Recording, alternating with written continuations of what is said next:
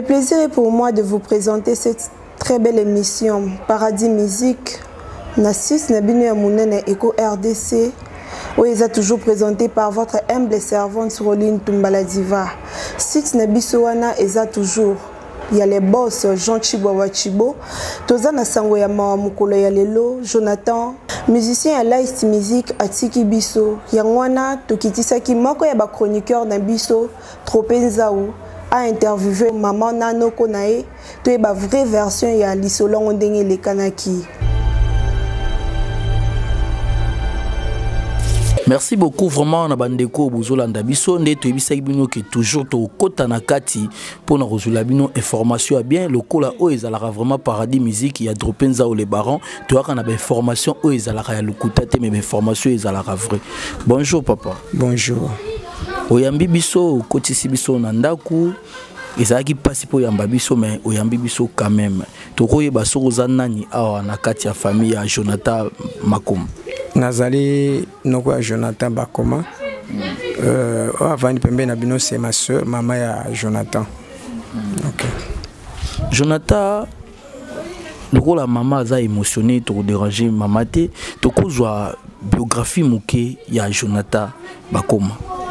Évidemment Jonathan, bon, actuellement il est né en octobre en 1995. Donc juste il faut que ça 22 novembre plutôt, il faut que ça 22 23 ans je pense d'ici là. Dans il a 22 ans.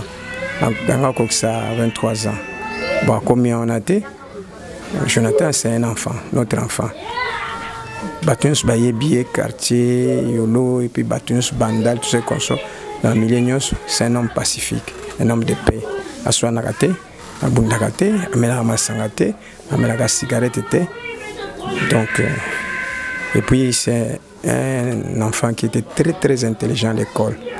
Donc à Saliba, avant comme dans le domaine musical, à Zamutmo à Saliba, pour c'est belé na vie ba bloc est exceptionnel. Surtout dans le niveau de l'école. Si tu remarques dans le niveau orienté à que nous ça la musique, c'est parce que même l'école à Zalaki, il y a école catholique. À Zalaki moi na moko côté arabe on est excellé. Et sur conseil il y a prêtre école wana balbagina biso to kende commissariat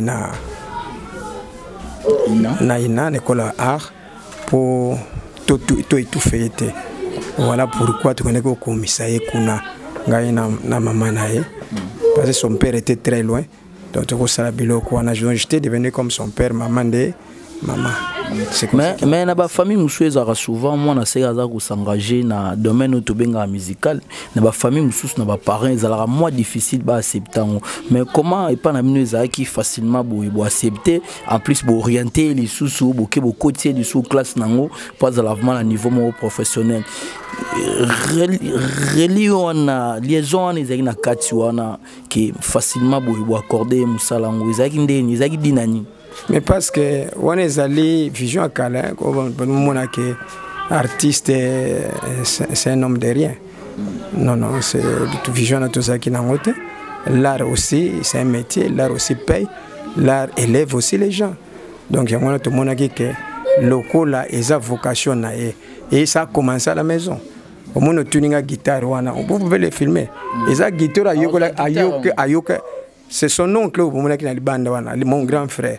C'est lui qui lui a appris à gratter la guitare. La guitare. Mais parfois, tu fais des pas banda rubeta balé. Parfois, tu fais des dropé mon côté rubeta balé. Au moins, tu as bien belé. Pour nous, ben ya dropé. Pour nous, ngana ben ngara. Ko ben ngara ya tena kamana te ya dropo za ya nanga. Faut na ben ngara ya dropé. Abi sanga ka beta balé makasi. Donc côté naie, ezalaki côté ya art, la démonstration art, azaki makasi côté wana. Même dessiner. Donc pour quand on a une école il y a musique et bandagina on a dessin, il a fait étonner professeur naie, prêtre l'école on a ça qui na dessin moi tika salaka tika qui sang. Mais on a quand même su l'orienter par rapport à cause peut-être dans art plastique ou quoi tout ça qu'on sort par rapport na guitare déjà à joie qui peut élan. Parce que ça dans la classe c'est comme un moment où il y a récréation. Il pouvait aussi s'enfuir, abîmer à haute. Azaki na petite guitare, à ticket en plein ba maison voisine. Na les bino besoin de récréation, il faut filer à bimé que soit guitare on a Québec. Un milieu banda kutana les autres amis sont ba vraiment ba tout ça comme ça. Donc au moment moi quand on a raté moi cours.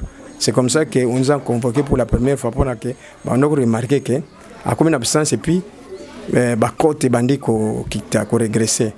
Donc c'était comme ça. Donc les c'est un peu de suivre. Voilà l'avantage aussi des fois il y a prêtre ba comprendre la situation de ngezala. Donc ba landa ba comprendre que non, azo exceller mingi vers l'art. Aza quantième na famille, maman bota bango combien? Ils sont à 4. Yazaki quantième. Deuxième. Donc on a 4 on a parmi bango baza ba fille baza combien, ba garçon baza qui combien? 2 filles, 2 garçons. Voilà. Mais sikoyo toko ta sikoyo na maman na likambo o esali biso vraiment surtout famille like musique famille ya Maïs Sofa Brigade bandeko ya Jonathan biso batozaki pembeni na ye biso tozwaki sangwana vraiment à pleine répétition ici ko ba ko yebisa même président na ye Maestro place azaki vraiment étonné ko gangama oh mon Dieu pas ça ezaki ndeni eleka kindeni makambo vuma ibandaki ndeni parce que bandeko belé na bandeko na biso presse boye a butambwisi basango belé toute faisala bino bato internet toute fois ka bino bato internet yo Maïs Sofa Brigade atinda ngama pona bino ya otembela bino pe Kinshasa ya lelo musalo la muki na tongo ndeko na tindi caméra pesio micro oyo ko musala ko kenda ko panza basango lukuta toko yeba vraiment eloni eleki parce que basango etambole belé ba musuba bi Brigade allié ba musuba bi bakisi ba musuba lobi mangambo etamboli ebele même biso passe zozongela ka biso bandeko na ye. Bon, tous en Congo, hein. N'entendons Congo, surtout na Kinshasa. C'est comme un boulot, hein. Ils ont comme un moussala, pour spéculer, puis pour créer ba polémique. Donc comment le rôle la peine nourriture na Katia, mbokana biso surtout na Kinshasa, les gens aiment manger ça. Mais les habitants ont sont relandatés parce que Modio Sazoluka aye banana nanzela likamba moninga et pas si coûte na bakeur bato ezalité. Quand j'ai suivi d'autres émissions sur internet voir un monsieur là qui parlait des cursus, sacrifices et tout ça, j'ai eu trop mal. Nazaki na morgue quand j'ai suivi ça sur internet. Je le connais pas. Je le connais pas. N'a pas besoin de yeba été. Je sais que ba congolais bino benga bango ba kino baza batala kuna batala ko de porte-parole sur quoi ça ne concerne pas, mais j'ai été tellement choqué ndenge basala que émission ana et des gens qui s'appellent aussi des journalistes, donc éthique et déontologie et c'était un même message qu'on a répété pendant plus de 30 ou 40 minutes et on le faisait dans des blagues, donc on a remarqué que émotion exatée, mawezate. Mais c'était simplement des plaisanteries pour faire plaisir à qui on ne sait pas. Mais nous avons mis ça. Et ça, on a pas si il y a moninga batbazo bina. Mais koyoka on a aussi koloba noko koyoka koloba boy je crois dans mon vraiment que Jonathan zaki encadré na ba maman na ba papa na ba noko moko zaki famille moko vraiment religieux par là koyoka koloba boy c'est que croyance na biso za mingi nzambe que fétiche wana na bité so rolo bala bandekoni est-ce qu'on dit maka fétiche na maka musique est-ce qu'on dit maka fétiche et que ça na force moko pouvoir moko na nzota mutu ou bien que ça na liaison moko na musalo biso to salara o ezali bongo même émission même na musalo Jonathan nda ko sala ya musique omoni babiloko nyonso tozana mokilo. Je peux vous dire que bon, c'est vrai que l'invisible et les visibles existent. Hein? Les spirituels aussi, les physiques existent, donc il y a des entités spirituelles. Bon, Nalo Bakayango, okay, ce qui fait aussi la force de tout ce qui est physique, derrière ça il y a une entité spirituelle. Nazo Ibisabe parce que je suis aussi pasteur. Donc je ne vois pas comment dans la famille Nangaï on peut faire des choses pareilles. Nous sommes plus chrétiens, famille Nangaï, ma famille chrétienne. Et oui, la sorcellerie, c'est la sorcellerie. Bon, ce sont des choses qui sont même écrites dans la Bible. Donc, comme on a fait mention de cela même la parole sainte, la parole en zambé, ça existe et existe dans le existe. Mais tout le monde n'est pas sorcier. Il faut aussi la part des choses parce que dans le Congo, c'est pour toutes choses, et surtout pour la Koufa, il n'y a plus de morts innocentes. Donc, les Koufa nyonso, il y a toujours quelque chose derrière. Bon, cela aussi vient de nos habitudes, nous sommes dans Bantou, la tradition c'est toujours comme ça. Mais quand même, comme une époque, nous devons avancer, nous devons évoluer, il faut tout matin. Mais bon, mais ce qui est vrai, et Jonathan était malade. Et Bandaki est quand? Et Bandaki est depuis quand? Non, ça fait 9 ans. Il faut qu'on se dise la vérité. Hein? Qu'on se dise la vérité. On a beaucoup souffert pour cet enfant. Et il a beaucoup souffert. Des fois, on a vendu, on a ce qui passe, qui se repose en paix. Il a beaucoup souffert. La musique dans la souffrance.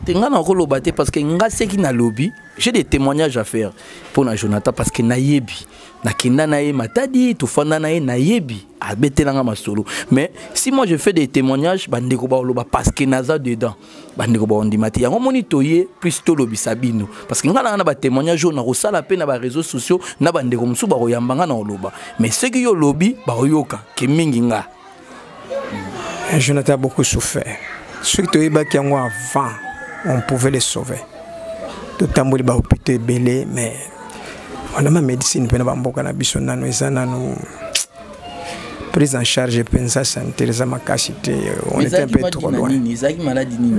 Et ça tumeur intestinale. Ça tumeur. Bandeko muso ba réseaux sociaux bazotambusa sango Jonathan Zagina bakibeka maladie moko baseli sasi na bokoko il fallait que les kana bokoko to que les sango na ba mindele ba problème mo abon maladie ni ba soigner ate ba soigner kana bokoko so bokoko ko soigner nsambe pas ko soigner ngo Dieu guérit. C'est pas pour rien que la Bible dit que vous avez été guéris par les maîtresses de Christ, Jésus-Christ. Nous avons été guéris par les maîtresses de Jésus-Christ de toute maladie. Donc, exception est athée. Nous sommes là. Beaucoup côté Big Saka, mais nous avons aussi la foi. Ce que ça pour Jonathan, selon la volonté de Dieu, c'est ta volonté de Kaka. Makamboise est belé, nasé na moyoyo. Mais tout ça n'a que au-dessus de tout, c'est Dieu qui décide. Nous sommes là. Jonathan souffrait la tumeur intestinale. Le malheur, c'est quoi? C'est que pendant tout ce temps, c'est à peine dans le mois de juillet 2017 qu'on a découvert que c'était ça. Tout le temps, on a plutôt hernie. Hernie, tikutu. Parce que l'opération, on a été hernie. Et qu'on change, plutôt nous même commis appendicite. Opéré pour rien. Pour rien, il n'avait souffert pas de ça. Et complications avec Banda, c'était d'ailleurs en 2012, complications de Banda qui, après l'opération appendicite, 2014, ça encore rebondi. Ma casse les sous, on rentre là-bas, on fait l'échographie. D'ailleurs, l'opération appendicite, on a passé hier que les sous, que non, peut-être c'était mal fait. Fungo les sous, parce que c'est ça qui est infection. Fungo, les tikika, on peut les soigner dans l'infection. Et puis, ce médecin l'avait dit que non, ton côté sur l'intestin, c'est comme s'il avait pris des poisons. Gratter.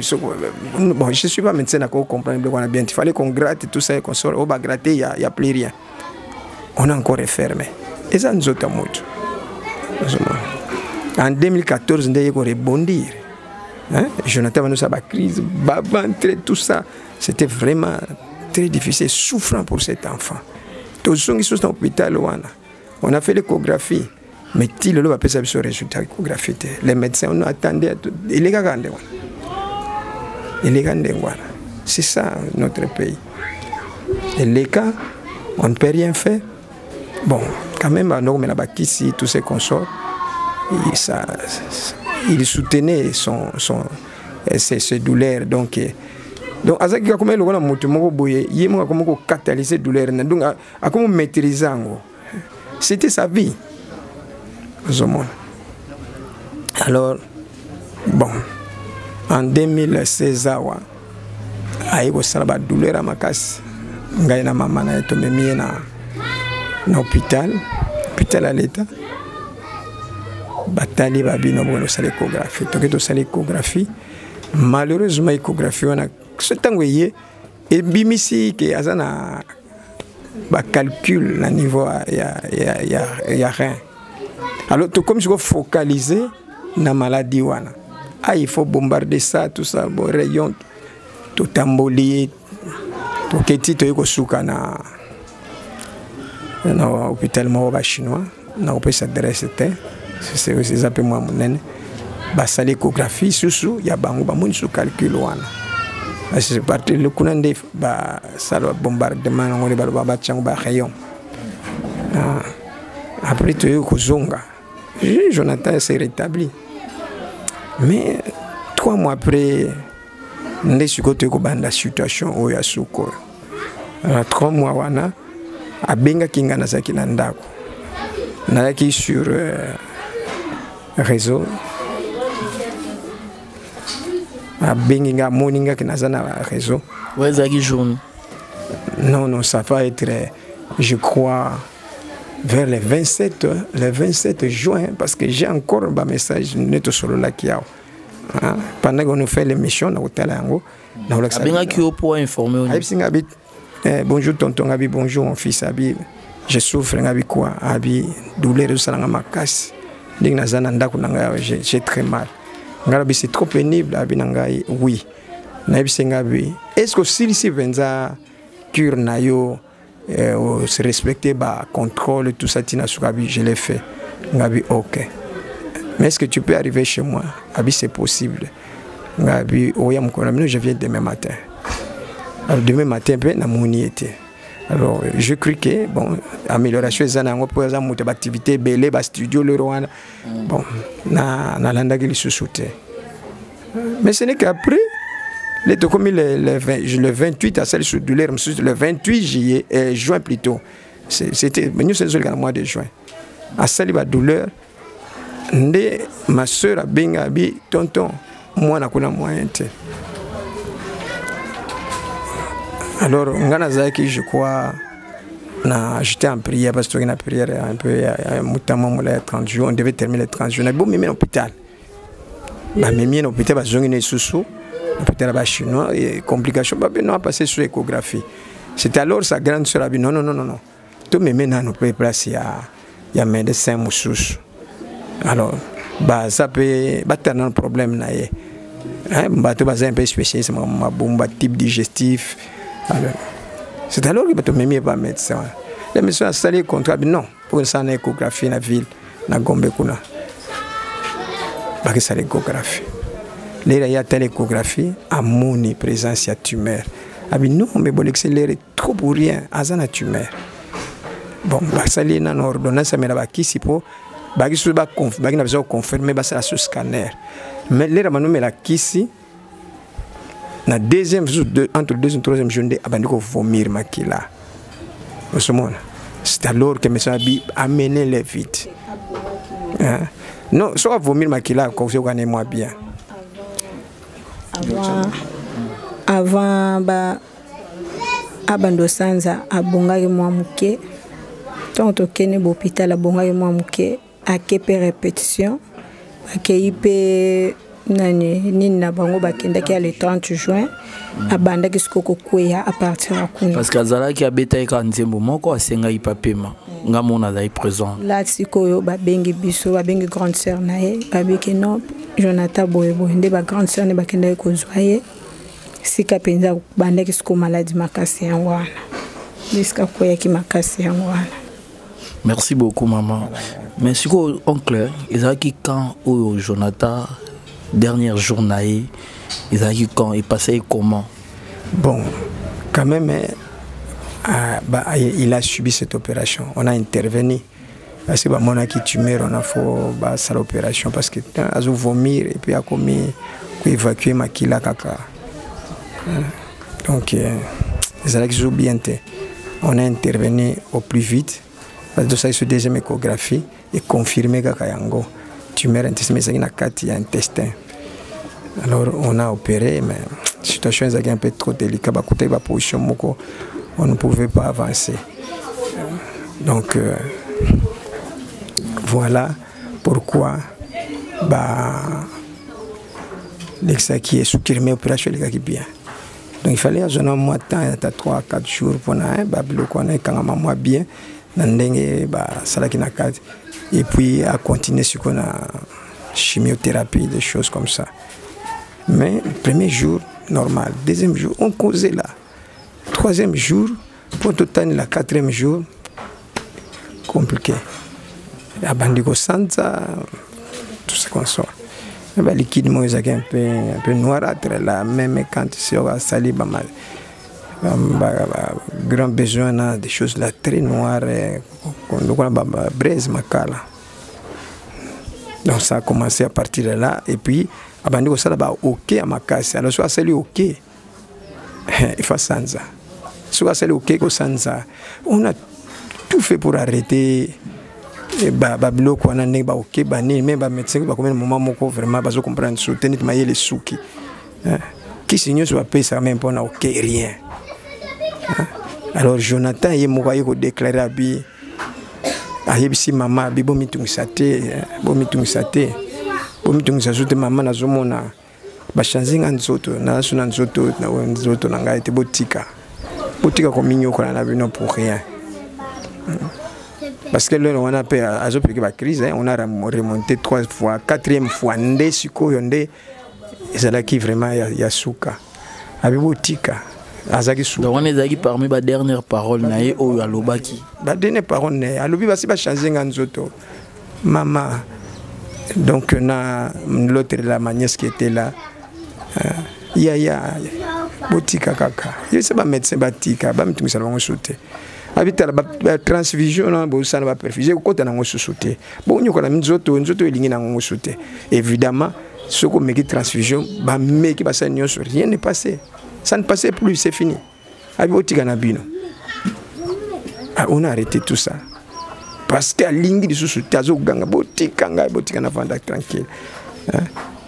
Ah maman na somona je vois na mona ciel la pembe allo le fungwa mia tout ça. C'est pas parole à souka yangwana. Alors, le médecin, à mon avis quand même qu'il faut tenter quelque chose. Le premier problème à ça, c'est que maman n'a pas joué makila du sang frais pour ça, et puis va transfuser les choses.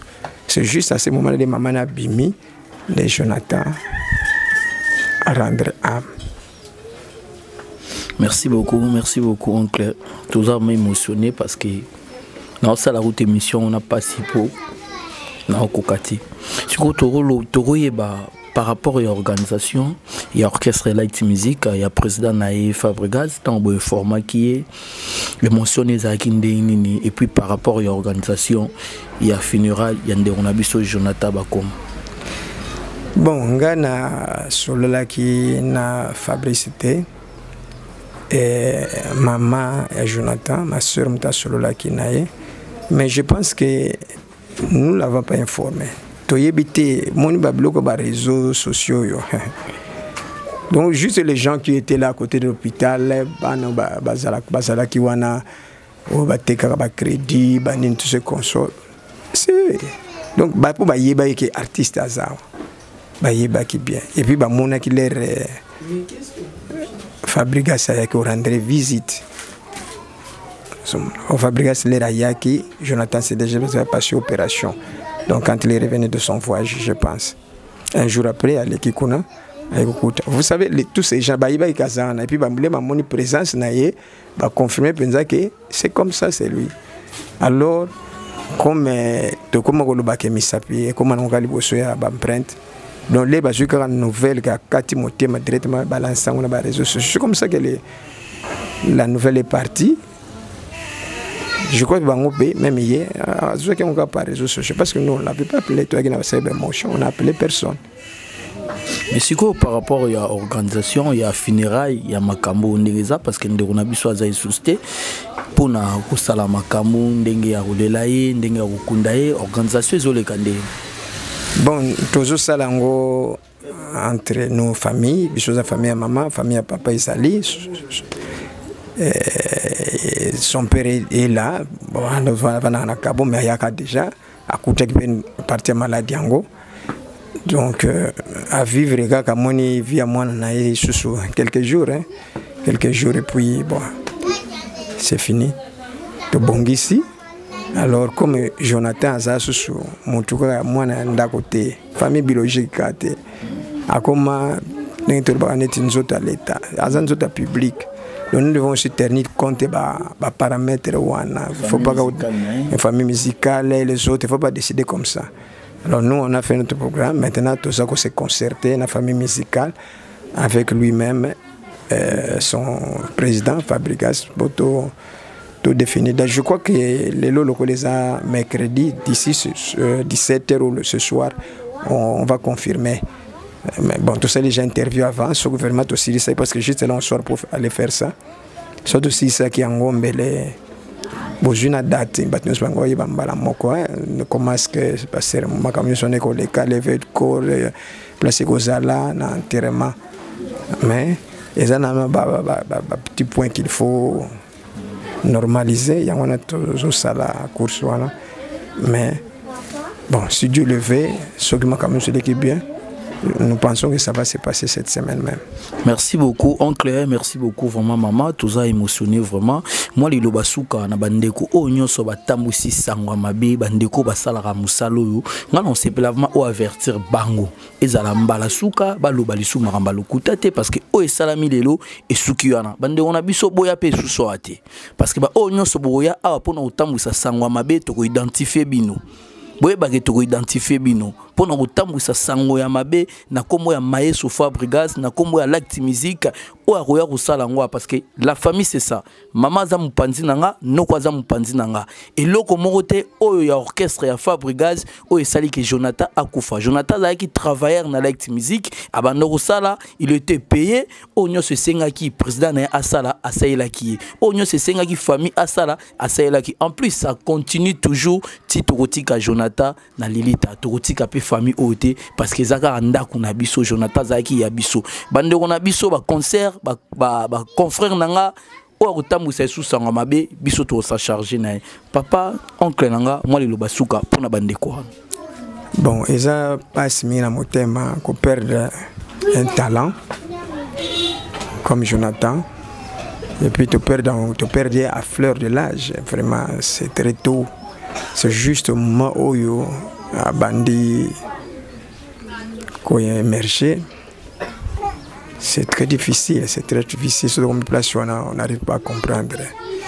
Bon, la nature est compliquée, personne ne peut comprendre la réalité de la nature. Si ce n'est Dieu lui-même, Salama Kamunaye, c'est un mot. Mais, Zamba Pesaka, Zamba Zwaka, te rendre grâce et gloire à Dieu. Non, nous sommes commis. Mais Bisso pense en tant que bateau. Ce que c'est que nous devons négocier avec Dieu. Non, non, ce n'est pas encore le moment. Bon, il y a à boire à manger, et ça boulot. On a compris que ça moussala. On a toutes ces histoires, la technologie. Chacun sait que sur les locaux, les gens vont télécharger, ils gagnent quelque chose. Et ça boulot. Attends le lobby. Mais il faut pas lire. Mais tout ça sur la culture interne, Congo, ça sont beaucoup de valeur. On a tout perdu. Ils ont beaucoup de valeur. Balier, mais arrêter sur quoi, au bas jouer coquille. C'est tout ce qu'on peut dire. Merci beaucoup, oncle. Là, tu as vraiment la famille à Jonathan. Tu as une amie à Rolobate. Tu as évité ces grande sœur à Jonathan pour te caper témoignage naé. Mais maman Oloba biso kali loba moko suka comme ça to kabwa na biso. Ngai na za maman Jonathan. Passe na za nango ko kondimate population et a menacer biso na kati ya matanga. Nazo mono ndire mokileza mabe batu balingi baninga te soki Fabregas allié etali bango etali bisote ti bazoko loba allié faki batu nana nungai koma batu ninga ite bazoke ndoko pesa mutu ngambo ya famille ya mutu mususu eza kitoko te Jonathan Beli esili akufi esili batika koya ko menacer bazo bamba mabanga biloko mo ezanga tina eza kitoko te en tout cas nazo senga bino pardon ngai maman Jonathan nazo loba Jonathan salut 9 ans na malade elingo loba te lokwa koteki na orchestre wana photo publique aza malade te eza makambo ndako ya bato nako ko publier maladie ya mwana nanga te kibeko bango bazo babeli kibeka eza normal te Jonathan tika ko bela maladie ya saite te puis ngana tambusa bana ngana babikisi ya bapamba te na memara bango na hôpital na tamboli Kinshasa mobimba na hôpital pona Jonathan esayaki karanguya nzambe ebimisa maladie wana cinquantenaire yebinga hôpital ya minene bangali mwana yebinga eza kutu elikamba kubomba te po bat pa kino boto memaki na hôpital ya pamba est-ce que bango babi médecin oya a opéraki eza likambo kotanga komba ba médecin te ba opérer na du médecin ba touré bazo opérer ya makasi ya mboka oyo ba kozala pe na matanga po ba bengi ngai botika ba rumeur na bino ko memisa batu ngambu moko boye eza kitoko mingi te eza kitoko te soki bolingi bolela artiste na bino boya na kimia botika biso toza kimia na lela mwana nga na kimia Fabigas asali mingi tango Jonathan koti musique Jonathan ti azo kweya abi mama benga président zo tambola na ngai ti na ba chinois to kendaki président zaki na ngati ka kingai te ba chinois ba opérer te pe komi ba memaki na ba chinois ba opérer après ba kimisi na ba chinois ba ke na hôpital a pampamba botika toza na mokili ezwi ngai ekozwa pe yo yeba o ba kolobela yo ekeleka kutu ya ngai Fabigas aide ngai banda mwana ana akoteki pa na ye soki akwei tozoki na hôpital soki abaki asala ye mabe pourquoi parce que na liboso te pona siko bolo bakeye tino hôpital tango yoki ke Jonathan hospitalisé awuti poto aye abano kotika biso te azoya soki asali un jour après aye le mususa kolandisa 2 jours wana nyonso akoya ti siko azo continuer musala na ye po aza artiste.